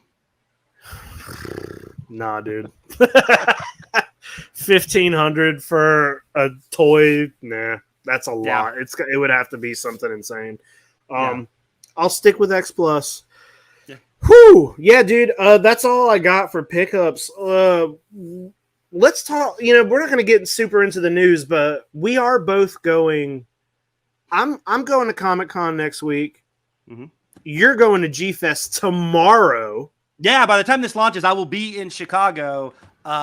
And I guess more specifically, probably Rosemont. Depends when it drops, because I have Chicago on Thursday. But anyway, yes, hopefully meeting and talking to a lot of friends and folks that I've never met before. For sure. I know I'm a little sad that I couldn't be there with you. I know we talked about it earlier in the year about trying to make it happen, but Comic-Con happened out of nowhere, so I got to go. That's fair. But I am going to go to the Toho, the panel that they're doing, the Toho panel. I'm going to try to make it to that. And also, like, Super 7's releasing, some Godzilla stuff. They're doing some glow versions of the reactions, which I didn't pick up those reactions, but I'll get the Comic-Con exclusive glowies. Yeah. They look cool. I like the way they look, and I'll pick those up. They also announced there's a pre-order starting at Comic-Con for the new 2 Ultimate Godzillas. Don't know if I'll pick those up or not. Maybe. I still haven't pre-ordered the last 2 Ultimates just because nothing against the toys themselves, but I literally have 6 Super 7 Ultimates on pre-order, and I don't like that. So I want to wait. No, but I brought with you. I mean, the glowies are cool. I did not pick and you up can just the pick them up. You can pick, I didn't pick up the reactions either, and I didn't pick up the Ultimates. I did the Mecha Godzilla 93 and the Burning G. Right. But I'm not going to pick up these. They're milking the Shogun Godzilla pretty hard right here. It's like the 6th variant they've released in some scale. Like, I'm like, okay, don't get me wrong. It's cool. It's awesome. It's neat. But like, if they would have stopped after the first reaction, I think it would have been fine. I just think, part of me is like, oh, you know what? It would be cool to have 3 different sizes of Shogun and take a picture, but I'm not buying the original. I got the original right here, and and then I have the first reaction right here. I don't think I need to buy not because I don't like them, but more because I don't have this space to buy a bunch of the same. We've talked about this before. I just don't have the space for it, so I don't think I'll pick those reactions up either. But I wanted to ask you if there was anything you're hoping to find at G-Fest. I know you run the Great Tokyo Toy Town, and it's easier for you to pick up stuff. But I wonder if there's any things that you're keeping your eyes out for, or just anything you're looking forward to at G-Fest. Yeah, I mean, both. There are things I'm looking for, and there's obviously a lot of stuff I'm looking forward to. As far as what I'm looking for, I think if you would have asked me 2 years ago, like when I think I got my first, when I first registered before the 2020, before the pandemic started and all that good stuff. Yeah. And I would have gone in there almost like with the bulk approach, like anything I like, buy. I think now I'm very, well, I could. It's going to depend a lot on the vendors having what I need, right? So I think if you go back and you watch our holiday wish list, any of those things that I haven't bought already, so I don't need to worry about the Batra, I don't need to worry about the Crystal Megalon, I don't need to worry about the original Marson 67 and stuff. But will I look if I can find anything from those? I think I'll buy within reason, like because those are things that I would buy if I ever saw them. Right? It would just be like, it's not that they're at a toy show; it's that, and I could buy them online. I don't see them. So I'm hoping that the vendors have that. You know, it's weird because I know a lot of these vendors. Some of them I've done toy shows with, like Toy Matrix, and I talk to Erica for his Instagram page. You know, obviously, like Kaiju is going to be there. The great Sean Lincoln back. I know what they've shown. I don't know if they're going to have any of that stuff, but they're my hope that they do because they have really good inventory usually. So I don't know. I'm not, if I come out of there with only one really cool piece, I will be very happy because I'm going in there thinking like, I'm going to focus on the pieces that I've been looking for, I can't find, or something I've never seen before that's just like, oh my God, I got to have this, which I can't predict that because obviously I don't know that it exists. So that's really what I'm focused on. I'm not, other than that, like I'm just going to be open-minded to what they have. And I'm not like specifically looking for a manufacturer or maker or like vintage versus new or glitter versus glow in the dark. It's going to be just whatever catches your eye, whatever you see that you don't see often. Yeah. And then of course, I think I know there's been all the controversy, and rightfully so, on the Artist Alley, and no, you have to be Toho licensed to be able to do any of that. Everything else has to be original. But aside from that, even though it's much smaller than in the past, I always love going to the Artist Alleys because you never know what cool prints and stuff are going to be there. So I'm excited for that. It's there's not as many vendors at this as I thought there was. So I'm hoping few but mighty. And so yeah, as far as what I'm looking forward to the whole convention, honestly, and as kind of cliche and cheesy as it is, like I'm really excited to meet a lot of the people that I've met online through this community since starting YHS on Monster Island, since starting Toku Toy Town and doing my Pop Shop Lives. Now, are a lot of people that I've enjoyed collaborating with and enjoyed talking to aren't going to be there? Yeah, they're not going to be there for whatever reason, right? It just wasn't right. You know, most of the Collect All Monsters crew is not going to be there. I think Leslie's the only one. You know, folks from like from Kaiju Ramen, who we've been friends with, they're not going to be there. There's a lot of folks that we interact with a lot that just simply aren't going to be there. But there's also a lot that are. So I'm really excited to meet guys like that helped us out with our Show-A-Down Spectacular. I'm excited to meet Danny DeMont. I'm excited to meet Nate March, and I'm excited to meet Thirsty Thursday Toys, Adam Griffin. I'm excited to meet a lot of these folks. And then, of course, I've been fortunate enough to develop some cool relationships with folks through Toku Toy Town. And I'm excited to meet a lot of these awesome, like, super collectors that have a lot of the same interests I do as far as, like, and what items they like and what style of sofubi they like. And so it's always cool to meet like-minded people and just enjoy a beverage, hang out, talk kaiju, talk toys, like we would do when we hang out, like most people do when they hang out with their friends that have very similar interests. So I'm excited for that. Some of the panels are really cool. I have one big challenge. I have one big issue though. On Saturday or Sunday, I can't remember, at 4:00, two of the panels I'm looking forward to the most at the same time. No. So there's going to be a Collect All Monsters live stream. So it's that crew who we know and love. And then opposite is the great Matt Burkett from Monstrosities, the Tokusatsu vlog, one of the original kind of like Godzilla. I mean, the dude's so knowledgeable and does really high production work. He was the one that recently did the history of Godzilla Singular Point. I think you watched that. Yeah. He's so cool, a smart guy. He's hosting a panel with like Norman England and like Ed Gojikowski and all those guys that are like directors, writers, authors, all those guys that are so big in the Godzilla world.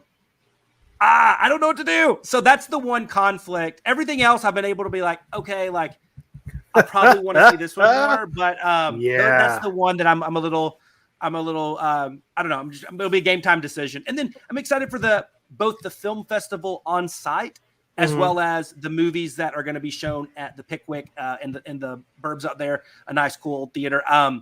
I definitely am going to the Terror of Mechagodzilla screening on Saturday. I won't be able to make the quadruple feature on Thursday. I have some other plans. But I know I'm bummed, but especially for Godzilla versus Megalon, missing that. But I will be able to see definitely Terror of Mechagodzilla. And then there's some cool like indie shorts and documentaries and stuff that are playing on the on-site film festival that I'm excited to see. I know two things I'm not going to see.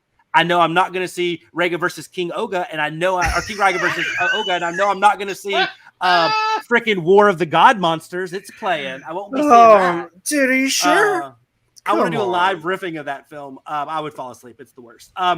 Wow. So yeah, so I'm excited for a lot of stuff. It's fun. I mean, I used to live in Chicago, so I'm excited to go back and on Thursday I'm hanging with some old friends there. So yeah, it's going to be a good trip. It's going to be fun. I'll hopefully, like I said, just meet some cool people and get to talk Godzilla for 5 days. I mean, can't beat that, right? Dude, it's I've wanted to go to G-Fest literally my whole life. You know what I mean? Like I found G-Fan when I was in, I think, elementary school. Mm-hmm. It's been that long, and it's going to be awesome, dude. I'm glad you're getting to go. It's going to be really cool. Yeah. I only have 2 Godzilla panels that are happening at Comic-Con. There's the Toho panel, and then I believe on Saturday, I'm not sure if it's one I'm going to be able to try to go to, but there's a panel that's called The Science of Singular Point. And it's like scientists and people who are, know what they're fucking talking about. And I'm like, boy, I don't know if I could handle being in that panel. It's so confusing. You just go in there and say, orthogonally diagonalize, orthogonally diagonalize, orthogonally diagonalize. And you'll be like, he knows it. He gets it. Red dust this, red dust that. I don't know. Hey, I'm going to rewatch that. I'm going to rewatch it's so Singular good. Point. No, so what? I got a question for you, though, because this is even, like, I'm actually very... not nervous, excited, curious about the Toho panel. Like, what do you think they're going to say? I mean, like, is it going to be like a big, like, dropping a bomb here? Or are we going? Well, I don't know. Like, if you look at who's on the panel, it is a lot of like, it's Super 7, Mondo, our friend Attack Peter. Yeah. It's a lot of those people. So I'm like, wow, Mondo is about to drop. I guarantee you they're going to have, that some of those new figures that are coming. Remember, we saw the Biolante back in, they'll probably be showing some of that stuff off. Maybe they're going to unveil other figures that are coming. Maybe we're going to get sneak peeks at some posters or some record. Who knows? Like, it could be anything. Super 7, 100% is about to unveil more Ultimate. Like, that's what's going to happen. They're going to show off more new toys that we don't know about yet. As far as like actual Toho news, I don't think so, right? They don't. Well, does Toho unveil what they're doing with Godzilla at Comic-Con, or do they do it? I mean, it's Comic-Con. I mean, it is. I mean, I guess it's possible. Comic-Con. Like, I guess there could be some sort of announcements about the MonsterVerse, or who knows? Like, both the Apple TV series and the new movie. Does it have Godzilla and it doesn't? It's the 70th anniversary is coming up, and they specifically said that it's a sneak peek at some of the 70th, stuff. So who knows, man? I think it can be insane. I hope. I'm nervous about it, but I'm definitely going to be there. And then after, I think it's after, but on the same day, I'm also going to the Dinotopia panel because there's a new Dinotopia series coming out, and they're going to be there talking about it, which is crazy to me because I saw some rumors going around Twitter about this a few days before the panel announcement, because there's been no official announcement that there's a Dinotopia show. Nothing. Yeah. And the only reason it was going around on Twitter is because it was like buried in the middle of an article talking about a movie company that had gotten some IPs for, some stuff they were working on. And it just like flashed the word Dinotopia. So people were like, wait, what? Dinotopia is getting a series or something? That'd be cool. And everybody was like, yeah, hopefully it actually happens. And then 2 days later, it's like, hey, there's a Dinotopia panel at Comic-Con about the show. And it's like, they haven't even announced it anywhere. That's like, amazing. That's so crazy. So I was really hoping James Gurney might be there. He's not on the His name's not on the thing, so that's a little bit of a bummer. But it's the guy that that acted in the first one that went on to be like kind of famous in Prison Break. That guy, the short hair. I mean, I have it's kind of like a little bit of comfort food. That original series, like the original miniseries or whatever it technically was. But watching it, the acting doesn't hold up very well. And this is none of it that watches kaiju movies. None of it does. Neither do the dinosaurs. I hope it's. So, I kind of hope the story is. I hope it sticks close to the book. I hope it's a little. They changed it a little bit for the old show, and I'm sure they'll change it here too. But I hope it's like. I hope it's a closer adaptation of the book, and not just. The story idea of what Dinotopia is, and let's change everything. So we'll see. Hopefully we'll see. I'll find out next week. Well, I'm excited to hear that. And I can't wait to tell you about some of these, some of the panels and other things that I do at GFest. In fact, I'm going to run down, not all of them, because they did release the full schedule. Okay. I'm going to ask you about some of these, and you tell me if these are you would attend these, or are they a hard pass? No, I'm not going to do I'm not going to mention the panels that are like, about just a single Godzilla, like Godzilla versus Hedorah, Godzilla versus Gigan. Sure. Like, I get, like, we know movies, we know that stuff. But some of the more obscure things and the kind of, panels sometimes they're out there. They're reaching for a theme. This sounds fun. Let's do it. Yeah, no. So how about this one? So on Friday, after a lot of movie-focused panels, including one on Mothra 61, how about this one? Tokusatsu versus wrestling. It's actually Tokusatsu versus Puroresu. And it's talking about the complex interwoven history, their words, not mine, of kaiju and pro wrestling, not talking about how the two mediums influence each other, as well as some of the characters and performers that have crossed over. How about that one? Would you go to that one? That one kind of seems like a stretch. Here's my official. So if that was a panel at like Dragon Con or a place where there were no other Godzilla panels, I'd be like, fuck yeah, this sounds insane. Yeah. Let's go to it. But in a place where there's a bunch of Godzilla panels, I might pass on that one for something else. Nice. I love it. How about this one? This one is hosted only one panel. So this is like a lecture, I guess. Bob Eggleton is doing this one. So say no more. I'm there. But listen to this topic. Very interesting. Why the legendary films are important. So he's going to talk about the importance and the high points and questionable points, their words. I love that. This film. It's like, I would not have picked him for that, but it's kind of cool. So he's going to do a TED talk on the legendary film. I want to see that very bad. Yeah. That seems awesome. That seems cool. I love that. How about this one? This one's right up your alley. Planet of Kaiju Haiku, a brief presentation and workshop on Godzilla-themed short poetry. Dude, we got to do a panel at G-Fest. Okay, and then there's one. How about this one? Godzilla and the Japanese national spirit. Are the politics of Shin Godzilla right-wing and nationalistic? Brian from Kaiju Vision says it's actually patriotism during a devastated national crisis, the 2011 Tohoku earthquake and tsunami. And he's doing this big comparative study of everything. You know what? I'm a pass on that. Shin Godzilla is one of my favorite movies of all time, but I don't want to go to a politics panel. No, I don't want to do it. I just don't. One movie when I am going to for sure is at 4:00 that day, Space Amoeba, a 50th birthday celebration. So I'm excited for that one. Then there's some stuff for kids. I know you'll pass on that. Some stuff with Terror of Mechagodzilla, the interview with the guest, which will be cool. Okay, here we go. Kaiju video games history raids again. There are more kaiju themed video games than you think. The director of 13 AM Games Creative will walk us through the history of kaiju games. That sounds fun. Yeah. I don't know. I know there's a lot of them out there, but I don't know about them. I haven't played a lot of them, but that sounds like a very interesting panel. So this is one that I was bummed I couldn't go to, this next one, because there was the Don Fry interview, but Don Fry had to cancel because of his illness. Yeah. So how about this one? Destroy all teasers, a lost films trailer reel. Most movies are unreleased, never make it past scripting. Some get good pitch reels, pilot films, and even publicly released trailers. This is a panel that are going to go through some of the best of those unreleased kaiju films and their pitch reels, pilot films, or trailers. That's 100%. That's a cool one, right? That's a cool one. There's one here on Kaiju Writers Unite. You got to go to that one. What? I mean, are you on that panel? I'm not on that panel. Dude, just walk up and sit down like you are. Nobody will. I want to be like, I've checked all these people. None of them are members of the SFWA. I'm credentialed.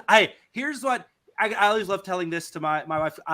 Because of my books that I wrote, and I did because of, luckily, thank you for all the fans, the success of them, I was able to get in the SFWA, and like I can get health insurance for my books, for me through my books through the SFWA. I mean, it is a cool organization. That's cool. Because I've met all the sales criteria and stuff. Anyway, but I'm not on this panel. What the hell? Tragedy. There's a live podcast from the Kaiju Kingdom. Okay. Cool. And then there's a live art drawing with Matt Frank and Hiroshi Kanatani. Yeah. Now, is he going to be allowed to draw Godzilla in this? He has the license, I think. Okay, he does. All right. So he will be able to. He's one of the two that have it. Then there's going to be the Collect All Monsters panel and Behind the Kaiju Curtain, the Norman England with Matt Burkett. And then there's the Costume Parade and the Hall of Fame. I'm curious to see who gets the G-Fan Hall of Fame. And then the last day, there's a Women of the Kaiju Fandom. Okay. But it's only hosted by one woman, so I don't know. That'd be Women of the Kaiju Fandom. Where are the rest? And then there's one that you and I definitely would go to, and I think we would be front row. Thunder Lizards of the Far East, an overview of Asian dinosaur movies. Oh, yes. That looks cool, right?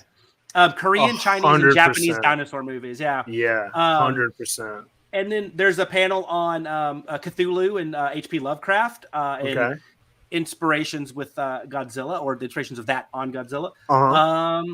And this one is an interesting one, doing a live script doctoring of can they rewrite and save Godzilla versus King Ghidorah 91 and all the convoluted storyline. They're going to do a live discussion. And the two men doing it were on our show at Down Spectacular. Danny DeMana and Nate Marchand are going to do this live. That'll be pretty cool. That's 100. I would go to that too. That sounds very fun. Okay, and there's two more. Yeah. And there's two more. And how I wasn't on the first one and how you weren't on the second one is crazy. Or at least asked. Flown out there, put up in first class penthouse. The first one is there's a figure of that and a discussion of obscure kaiju collectibles. Yeah. I mean, who knows more? Do. Who knows more? I have plush squeaky hammers. Come on. And then the next one is Talk Asatsu, Kaiju and Tokusatsu podcasters and YouTubers roundtable. That's going to have Kaiju Kim and a lot of other folks. Danny's on that one. Nate's on that one. There are a lot of them. And then the last one is GMK look back at the controversial film, and they're just going to do a little bit of recap there. So those are some of the panels. There's more, but those are kind of the ones dude, that's a good spattering of some wacky ones. Yeah. Just like the Godzilla franchise itself.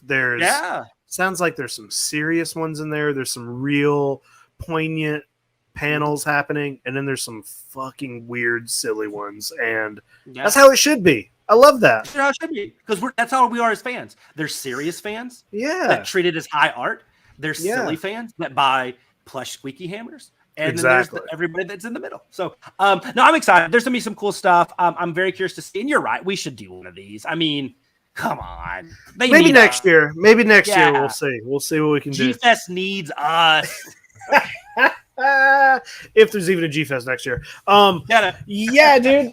I'm excited. We both have some mighty trips ahead of us, and whenever we're back here on Monster Island in 2 weeks, we will be able to.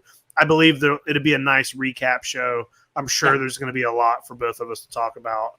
Yeah, on probably the next news episode. Yeah. Well, dang, Jay, do you got anything else for this week, or did we do it? We did. Thank you so much for setting up the interview. That was awesome. Tech Peter's great. Oh, and dude. And I'm He's excited. So cool.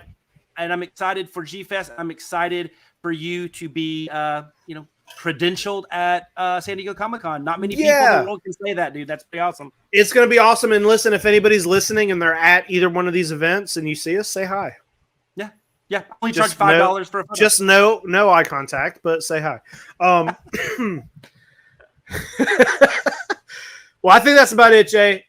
Guys, we will see you next time. Bye. Bye. A toy.